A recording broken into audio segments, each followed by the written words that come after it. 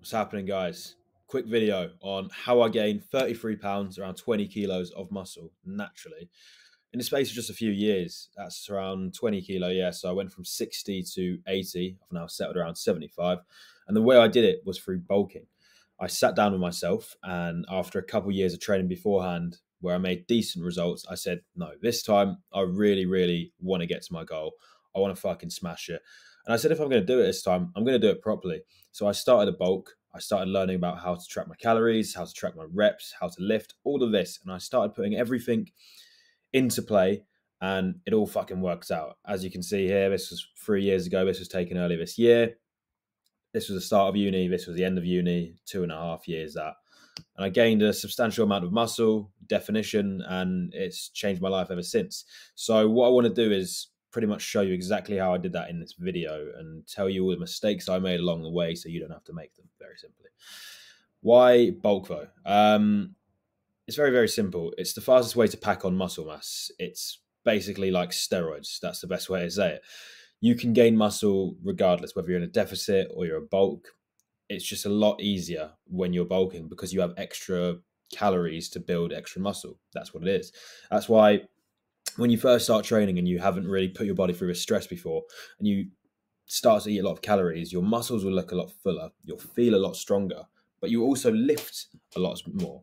You'll be able to lift silly amounts of weight. You know, your bench press will go fucking crazy to start with. It will eventually plateau, which we'll talk about.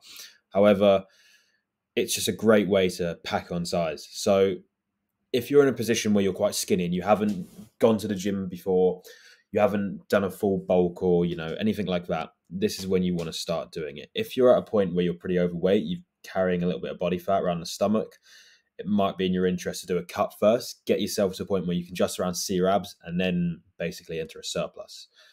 That's kind of the best way to do it. I wouldn't do that if you're quite overweight already because you're not going to give yourself a big runway. You're going to spend a lot of time cutting. So if you have a substantial amount of body fat, get rid of it first before we start the bulking. That's the play. Essentially, here's another picture. That was me 3 years ago, and this was me earlier this year.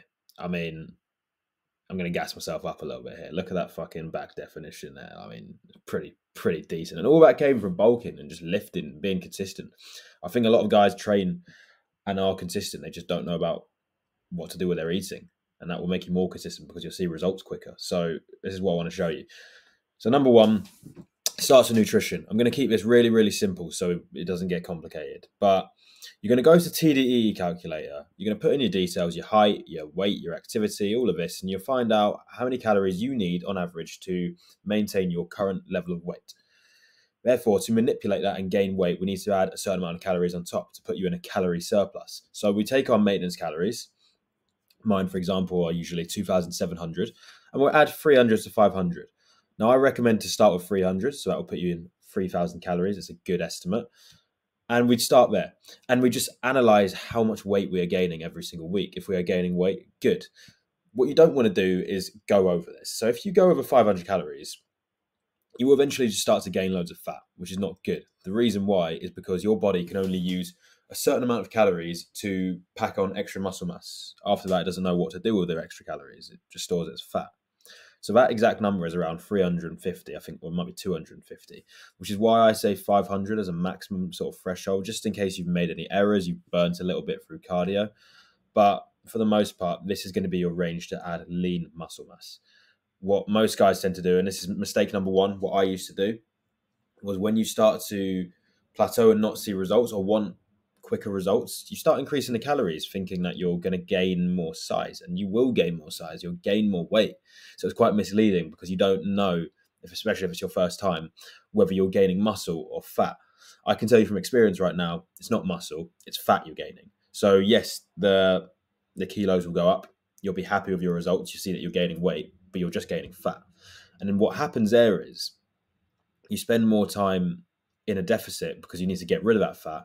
And like I said at the start, the deficit is not the best place to be building muscle. So it's actually just a fucking vicious circle. You're going around in cycles. It's not what you want to do. What you want to do is just make it really easy for yourself and put on a lean muscle. Be patient.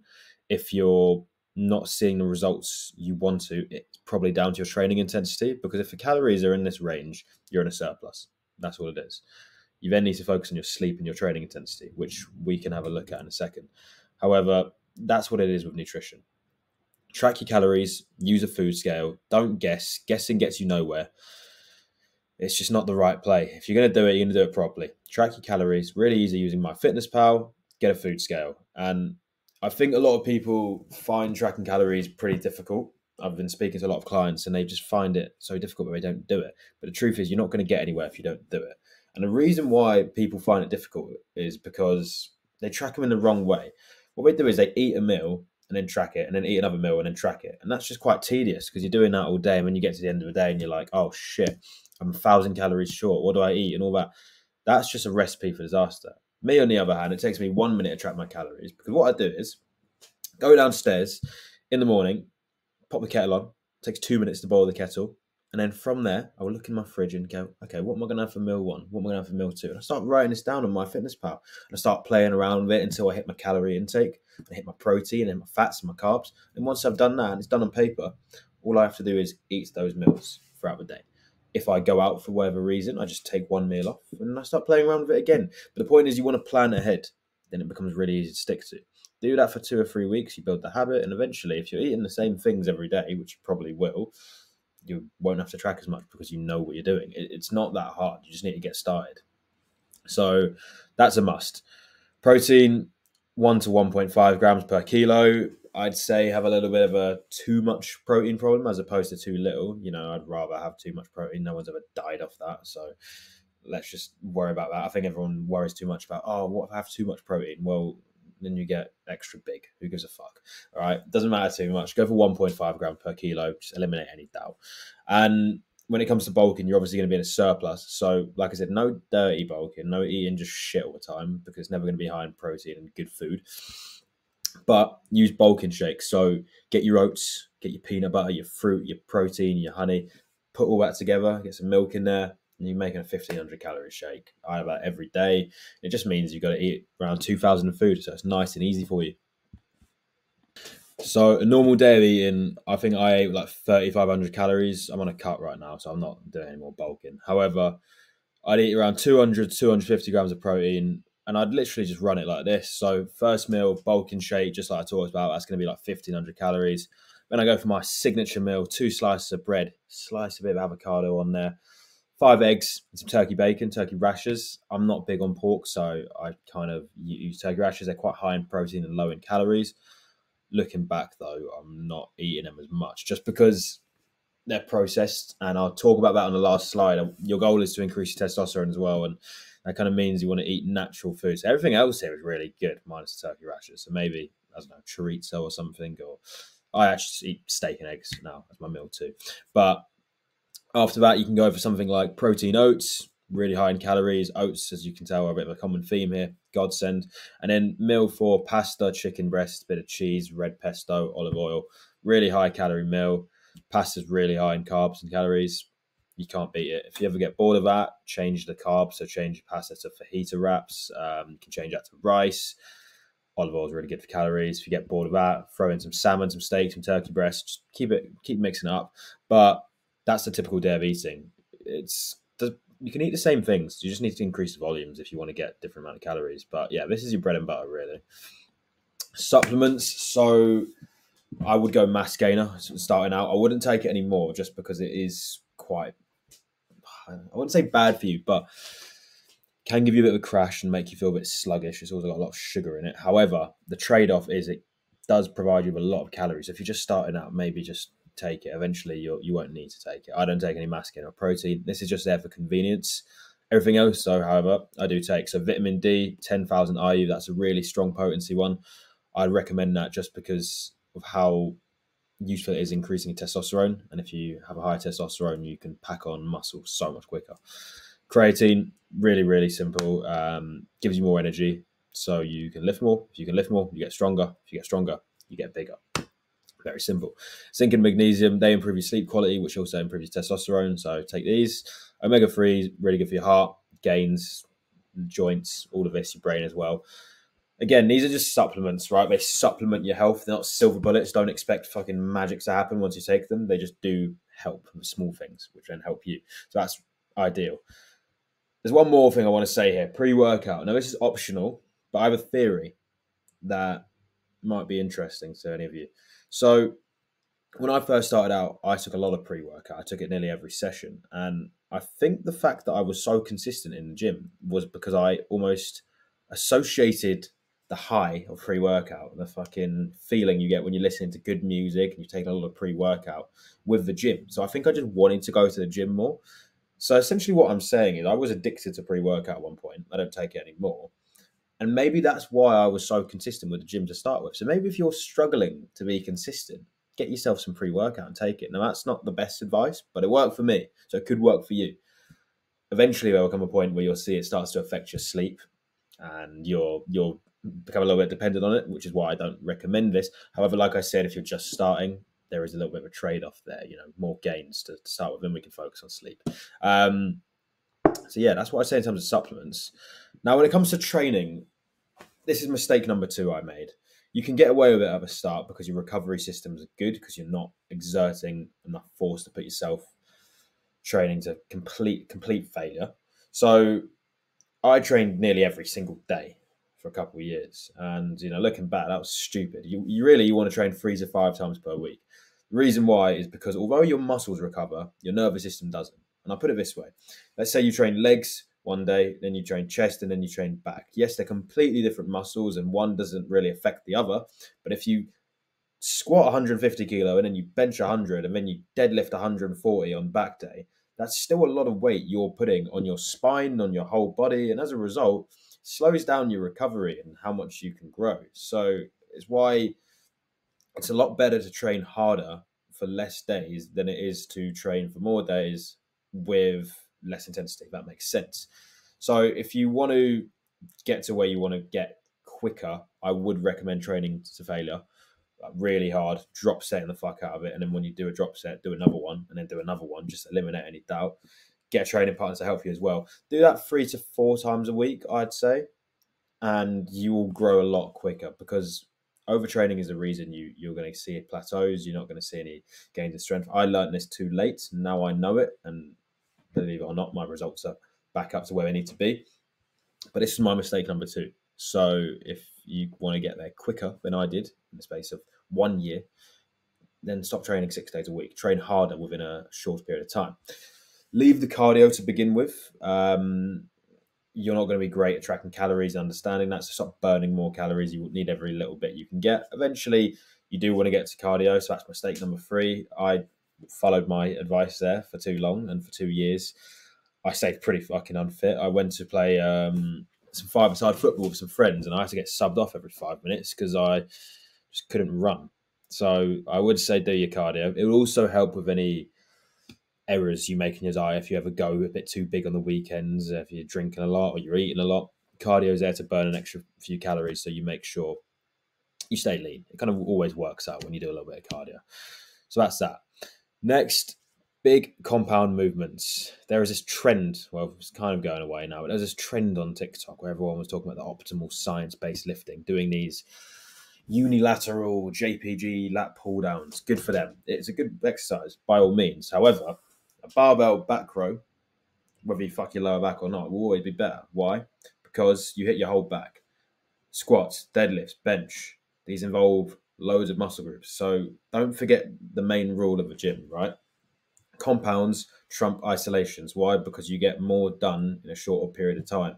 So always do like 80% compounds, 20% isolation. So let's say when everyone's starting with their isolation exercise with the JPG pull down, for example, I would be recommending that you start with your pull downs, your rows, your pull-ups, all really nice compound exercises. And then you can start to look at the isolation. So maybe using the kind of reverse fly machine, rear delts, stuff like that.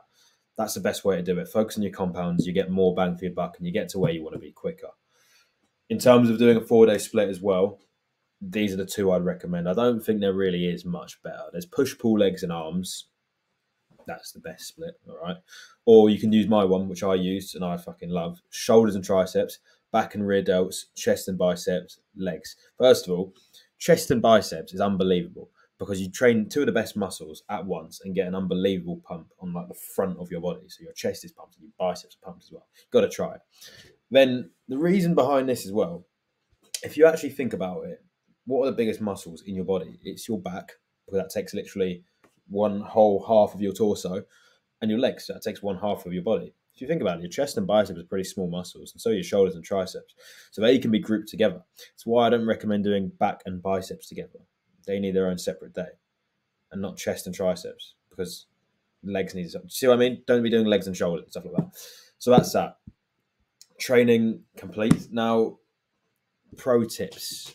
This is 4 things that I wish I knew from the start. And if you know this, you will grow a lot quicker than I did. So like I said at the start, if muscle isn't growing, it's to do with your training intensity, not your calories. If you're in the right surplus, you rarely need to increase it, only to about 500 calories. After that, unless you're gaining ridiculous weight, you may need to recalculate your maintenance calories, and you might find that you need to add another 50 on. But that's not going to be the deal breaker. It's always going to be your training intensity. So audit what you're doing. Are you doing every single last set to failure?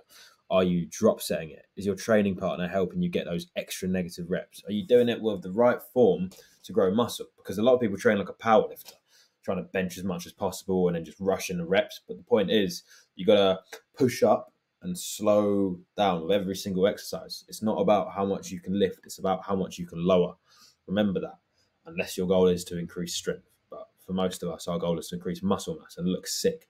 So you need to focus on the form, get that perfect, focus on getting 4 or 5 seconds down and then exploding up and making sure that you drop setting. Do that every single week. Track this really, really well. Beat the logbook every week and you'll get stronger. If you get stronger, you get bigger. And if that ever starts to plateau and you don't see results, focus on the intensity. So focus on what can you do for training intensity. Don't just bump up the calories. That's training and nutrition kind of packed into one. The last variable is sleep. So if you think about when you actually grow muscle, there is only one time in a day. It's not when you're eating your food or having your coffee. It's when you're asleep. So for the love of God, stop sleeping 5 hours a day if your goal is to grow muscle. You want the most optimal amount of sleep. And we know from everyone knows that it's 8 hours, okay? Not really 9, not 6, 8 hours, okay? But if you want 8 hours, you need 8.5 because you're awake for around half an hour. You don't fall asleep instantly. You wake up a bit at night, 8.5 hours. So make that common practice. If you do that, not only will your testosterone increase, which will help you pack on more muscle and burn fat, but you will feel better in general, because I think everyone lies to themselves when they get 6 hours sleep. They think, oh yeah, I can function on 6 hours sleep, but they're not at their best. And why would you not want to be at your best? All you got to do is just go to bed earlier. Speed up the things you do, act with a bit more urgency in the evening, and then go to sleep earlier. I used to sacrifice my sleep so I could wake up earlier. I don't even fucking think about that anymore. If I go to bed at 1 a.m., I'm not getting up at 6. I'm getting up at 9 because that's my 8 hours. Ideally, I don't go to bed at 1 in the first place. That's how I wake up earlier. But you never, ever sacrifice your sleep. It is the biggest superpower you have. The biggest superpower you have. It's literally a steroid. A lot of guys look for supplements and steroids to fucking accelerate their growth, but they don't have this one metric down, sleep. If you can get that right, you're ahead of everyone. It will increase your testosterone as well. But one way to do that is eat naturally. So what I talked about at the start, having these processed foods like mass gainer and turkey rashers and fucking chicken slices, ham slices, all of this, meal deals, they're convenient. So have them at the start, but eventually look to cut them out. Look for the best sources, free-range eggs, free-range steak, organic, all of this, because you are what you eat. If you eat naturally, you eat better. It will increase your testosterone, because we know that trans fats from shitty foods plummet your testosterone. If your testosterone drops, it becomes very, very hard for you to build muscle. Like I said, it won't be at the start. It'll be quite easy. But if you see plateaus and you want to optimize it, look at your testosterone. Testosterone, that's what is going to get you fucking massive. So focus on that. And the last one, this is a mistake I see with a lot of people. Stay in a surplus for a long time if you're starting out. It takes a long time to build muscle. And like we said at the start, the surplus is the best way to do so. Therefore, you need to stay in that for a long time and just get the idea out your head that you're going to be ripped and shredded in 5-6 months. Just basically enjoy the process. Do it over winter, September till May. Then you can do a little mini cut. But the truth is, I did this for 2 years and I didn't do a cut because I didn't deserve to do a cut yet. I didn't have enough muscle to warrant a cut yet. If I was to cut, would there be muscle there? And that's what you need to ask yourself, because people, what they do is they cut and then go through this phase where you're dieting and you're not really growing much muscle, and then go in these small circles. It's actually one of the biggest mistakes you ever make. So if you are going to do this, you need to stay in surplus for a long, long time, and then you cut. That's the pro tip. That's something I wish I knew. I did that and I saw my results. A lot of guys don't do that. So make sure you're doing that. But that's pretty much it. I'm not going to lie. You do that, this can happen in a space of 2 years. To be honest, if you follow the mistakes I made and the pro hacks I said at the end, you'll do this a lot quicker. That was at year 1 in uni, and that was year 3.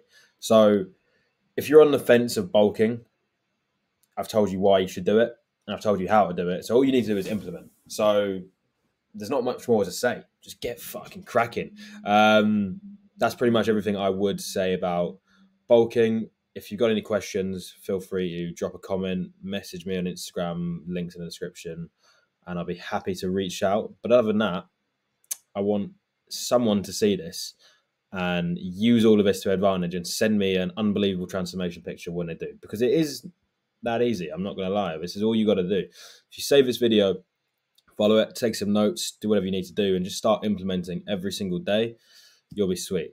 So that's everything for today. I'm going to do one tomorrow on cutting. But yeah, if you're bulking, this video is for you. So that's all for today, fellas. Take it easy, and I will see you tomorrow.